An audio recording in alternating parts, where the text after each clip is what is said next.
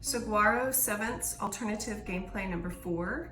So this is an easy one. You would just print a game board for each student playing. So this would be great for piano parties or special events at your studio. So each student would get their own game board, and you can just make the small ones for that.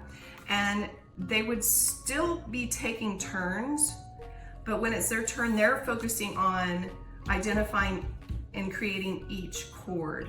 So whoever identifies and claims every single cactus on their game board first would be the winner. Thanks for joining us at Music Game Club.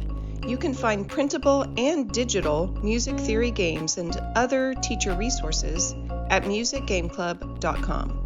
You can also find us on Facebook, Instagram, TikTok, and YouTube. Tag us on social media so we can celebrate with you your student success in playing music theory games.